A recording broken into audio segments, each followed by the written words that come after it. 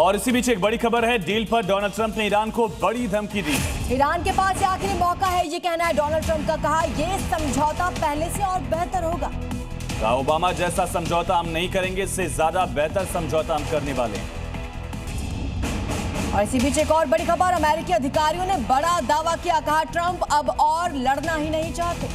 हालांकि इसी बीच ये जानकारी है कि अगर उन्हें लगेगा कि लड़ना जरूरी है तो वो लड़ेंगे, ये बड़ी खबर है। और डोनाल्ड ट्रंप की तरफ से कहा भी गया कि अब सीज़फायर आगे बढ़ेगा, इसकी उम्मीद बहुत कम दिख रही है। ईरान और अमेरिका के बीच तनाव एक बार फिर से चरम पर है। ईरान ने साफ कहा है कि बिना भरोसे और स्पष्ट प्रतिबद्धताओं के कोई संवाद मुमकिन ही नहीं है। लगातार विरोधाभासी संकेतों से नाराज ईरान ने दबाव की राजनीति को भी सिरे से खारिज कर दिया। देखिए, ईरान ने अमेरिका पर कड़े शब्द में आरोप लगाते हुए कहा कि सार्थक संवाद की नींव वादों को निभाने में होती है। ईरानी पक्ष के मुताबिक अमेरिका के साथ ऐतिहासिक अविश्वास गहरा है, जिसकी वजह पूर्व नीतियां और समझौतों से पीछे हटना है। बयान में कहा गया है कि अमेरिकी अधिकारियों के विरोधाभासी और बेजोड़ संकेत ये दिखाते हैं कि वे संवाद नहीं बल्कि ईरान के आत्मसमर्पण की अपेक्षा रखते हैं। ईरान ने साफ किया कि वो किसी भी तरह के दबाव या ताकत के आगे झुकने वाला नहीं है। और इधर ईरान के राष्ट्रपति का भी बयान सामने आया। उन्होंने चेतावनी दी कि हम सरेंडर नहीं करेंगे। पेजेश्कियान ने कहा कि ईरान ने झुकना सीखा ही नहीं है। पेजेश्कियान की तरफ से भी ये धमकी दी गई, चेतावनी दी गई कि हम सरेंडर नहीं करने वाले हैं। डोनाल्ड ट्रंप के बयान को लेकर पलटवार किया है मसूद पेजेश्कियान। तो हॉर्मुज को लेकर बढ़ते तनाव के बीच ट्रंप मुनीर वार्ता ने वैश्विक तेल संकट के समाधान की उम्मीद जगा दी। दुनिया के करीब 20% तेल सप्लाई पर खतरे की आशंका ने कूटनीतिक समीकरणों और ऊर्जा सुरक्षा को नई चिंता में डाल दिया है।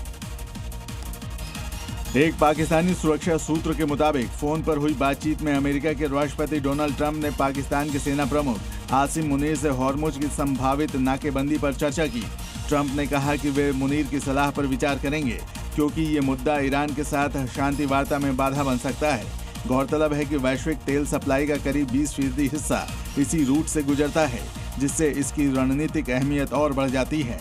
और इसी बीच बातचीत को लेकर ईरान की तरफ से बयान सामने आया। कहा धमकियों के बीच बातचीत नहीं होती है। कहा गया घेराबंदी थोपकर बातचीत नहीं। ईरान के स्पीकर गालिबाफ ने बड़ा बयान दिया। कहा युद्ध के मैदान में हम नए पत्ते खोलेंगे।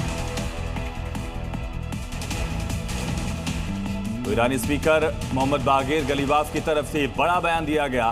कहा युद्ध के मैदान में नए पत्ते खोलेंगे। ये भी कहा गया कि अब हम झुकेंगे। दक्षिण लेबनान में चारों तरफ तबाही के निशान देखे जा सकते हैं। जहां लोग एक टूटे पुल से गुजरने को मजबूर हैं। स्थानीय लोग टूटे पुल के बावजूद मोटरसाइकिल को लितानी नदी पार करवा रहे हैं। दक्षिणी लेबनान के ज़रारिएह इलाके में ये लोग टूटे हुए पुल से मोटरसाइकिलों को लितानी नदी पार कराने में मदद करते दिख रहे हैं। हालिया संघर्ष में इजराइल ने लितानी नदी के सभी पुल नष्ट कर दिए थे। पिछले हफ्ते हिजबुल्लाह और इजराइल के बीच 10 दिन का युद्ध विराम लागू हुआ। 20 अप्रैल को इजरायली सेना के प्रवक्ता ने नागरिकों को चेतावनी दी कि वो लितानी नदी के दक्षिणी इलाके में न जाएं, क्योंकि सेना अभी भी तैनात है।